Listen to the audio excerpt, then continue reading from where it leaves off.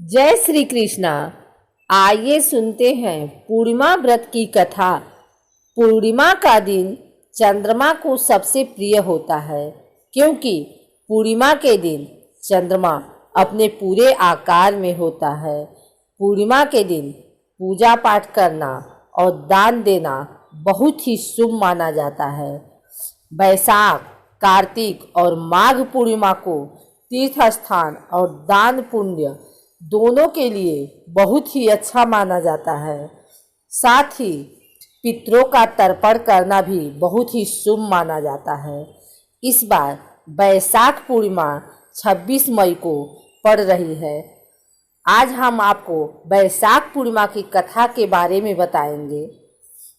द्वापर युग में एक समय की बात है, माँ यशोदा ने भगवान कृष्ण जी से कहा कि हे कृष्ण, तुम सारे संसार के उत्पन्न करता पोषक हो।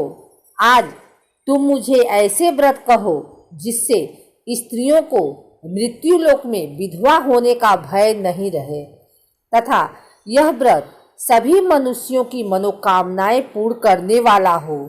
यह सुनकर श्री कृष्ण ने कहा, हे माँ, आपने मुझसे बहुत ही सुंदर सवाल किया है। मैं आपको विस्तार पूर्वक बताता हूँ। सौभाग्य की प्राप्ति के लिए स्त्रियों को 32 पूर्णमासियों का व्रत करना चाहिए। इस व्रत करने से स्त्रियों को सौभाग्य, संपत्ति आदि की प्राप्ति होती है और संतान की रक्षा होती है। यह व्रत अचल सौभाग्य को देने वाला एवं भगवान शिव के प्रति मनुष्य मात्र की भक्ति को बढ़ाने वाला व्रत है। तब यशोदा जी कहती हैं कि हे कृष्ण, सर्वप्रथम इस व्रत को मृत्यु लोक में किसने किया था, इसके विषय में विस्तार पूर्वक मुझे बताओ। तब श्री कृष्ण भगवान कहते हैं कि इस भूमंडल पर एक अत्यंत प्रसिद्ध राजा चंद्रहास्य से पालित अनेक प्रकार के रत्नों से परिपूर्ण कातिका नाम की एक सुंदर नगरी थी। वहां पर धनेश्वर नाम का एक ब्राह्मण निवास करता था। उसकी स्त्री अति सुशीला रूपवती स्त्री थी। दोनों ही उस नगरी में बड़े प्रेम के साथ निवास करते थे। घर में धन धान्य आदि की कोई कमी नहीं थी। उनको एक बड़ा दुख था, उनके यहाँ कोई संतान नहीं थी। इस दुख से वे अत्यंत दुखी रहा करते थे। एक समय एक योगी नगरी में आया था। वह योगी उस ब्राह्मण के घर को छोड़ करके सभी के घर से भिक्षा लाकर भोजन किया करता था। रूपवती से वह भिक्षा नहीं लेता था। उस योगी ने रूपवती से भिक्षा न लेकर के और अन्य दूसरे घर से भिक्षा लेकर के भिक्षा के अन्न को गंगा के किनारे जाकर के बड़े प्रेम से खा रहा था। तभी धनेश्वर ने योगी को ऐसा करते हुए देख लिया था। अपनी भिक्षा के अनादर से दुखी होकर के धनेश्वर योगी से कहता है कि हे महात्मन, आप सभी घरों से भिक्षा लेते हैं, लेकिन मेरे घर की भिक्षा कभी नहीं लेते। इसका कारण क्या है? तब योगी ने कहा कि मैं निसंतान के घर की भीख पतितों के अन्न के समान हो जाती है, और जो पतितों का अन्न खाता है वह भी पतित यानी पापी हो जाता है। चूंकि तुम निसंतान हो, तुम्हारे यहाँ कोई संतान नहीं है, अतः पतित हो जाने के भय से तुम्हारे घर की भिक्षा नहीं लेता हूँ। धनेश्वर यह बात सुन करके अपने मन में बड़ा दुखी हुआ और हाथ जोड़ करके योगी के पैरों पर गिर पड़ा तथा आतुर भाव से कहने लगा कि हे महाराज, ऐसा है तो आप मुझे कोई पुत्र प्राप्ति का उपाय बताइए। आप सब कुछ जानने वाले हैं, आप मुझ पर अवश्य कृपा करें। धन की मेरे यहाँ कोई कमी नहीं है, लेकिन पुत्र यानी संतान न होने के कारण बहुत दुखी हो गया हूँ। मेरे इस दुख का हरण कर लीजिए। आप सामर्थ्यवान हैं। तब योगी जी यह सुनकर कहने लगे कि हे ब्राह्मण, तुम चंडी देवी की आराधना करो। तब ब्राह्मण घर आकर अपने पत्नी को पूरा वृत्तांत कहकर स्वयं वन में चला गया। वहां पर उसने चंडी की उपासना की और उपवास भी किया। चंडी ने 16वें दिन उसको स्वप्न में दर्शन दिया और कहा कि हे धनेश्वर, जा, तेरे यहाँ पुत्र होगा, लेकिन उसकी 16 वर्ष की आयु में मृत्यु हो जाएगी। यदि तुम दोनों स्त्री पुरुष 32 पूर्णमासियों का व्रत श्रद्धापूर्वक और विधि पूर्वक करोगे तो वह दीर्घायु हो जाएगा। जितनी तुम्हारी सामर्थ्य हो उतने आटे के दिए बनाकर शिव जी का पूजन करना, लेकिन पूर्णमासी को 32 हो जाना चाहिए और प्रातःकाल इस स्थान के समीप एक आम का वृक्ष दिखाई देगा।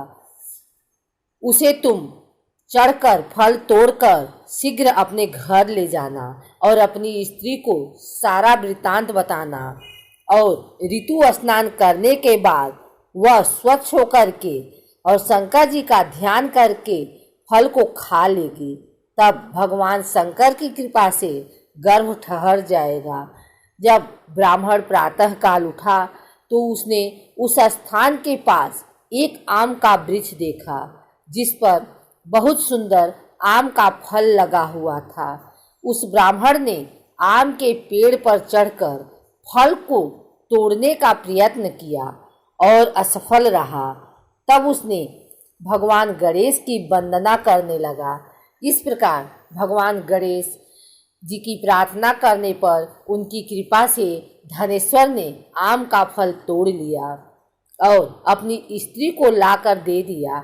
धनेश्वर की स्त्री कहे अनुसार फल को खा लिया और वह गर्भवती हो गई। देवी जी की असीम कृपा से एक पुत्र की प्राप्ति हुई थी। उन्होंने उसका नाम देवीदास रखा। बालक अपने पिता के घर में बढ़ने लगा। भवानी की कृपा से वह बालक पढ़ने में बहुत ही होशियार था। दुर्गा जी की आज्ञा अनुसार उसकी माता ने 32 पूर्णमासी के व्रत रखना शुरू कर दिया था, जिससे बालक दीर्घ आयु वाला हो जाए।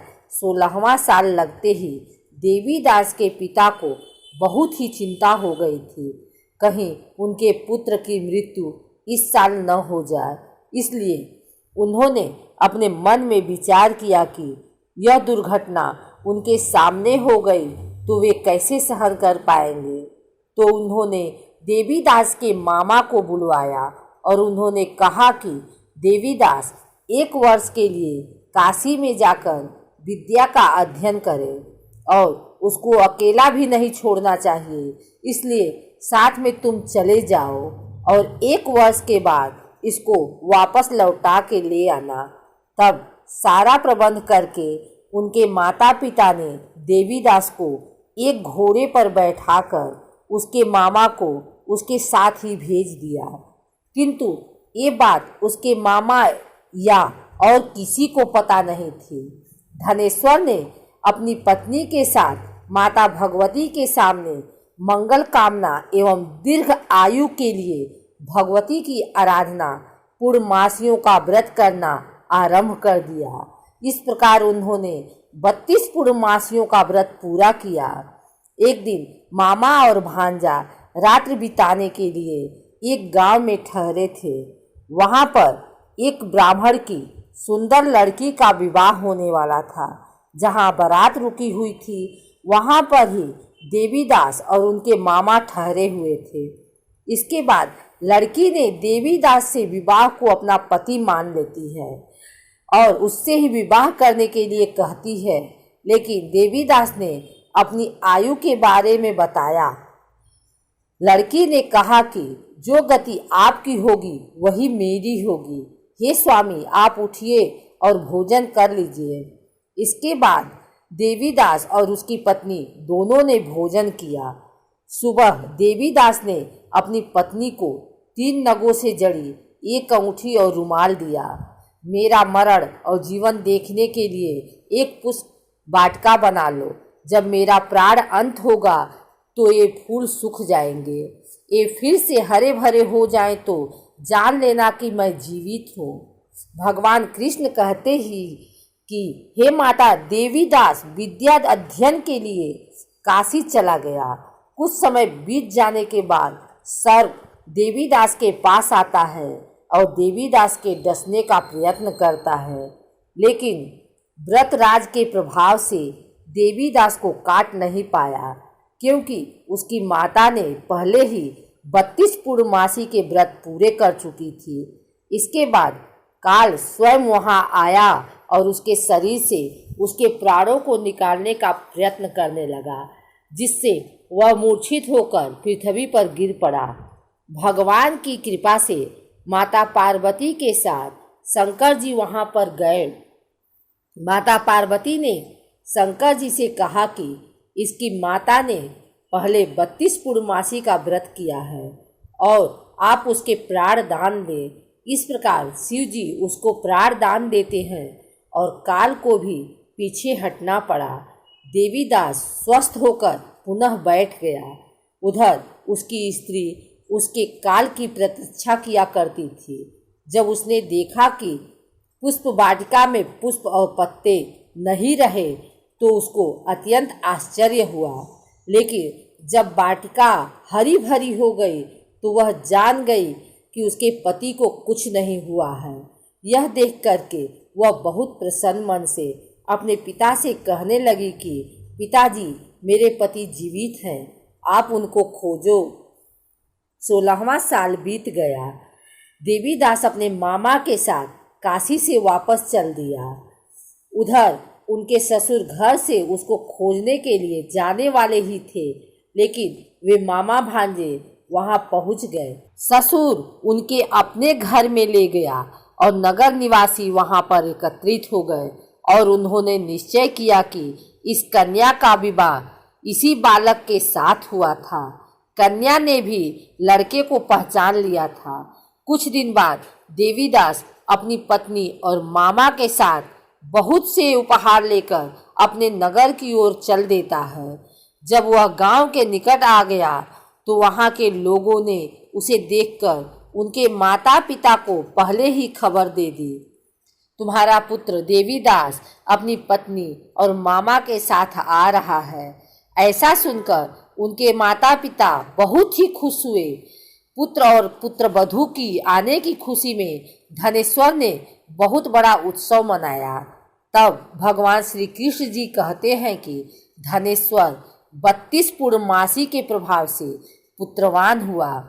जो व्यक्ति या स्त्री इस व्रत को करते हैं जन्म जन्मांतर के पापों से छुटकारा प्राप्त कर लेते हैं।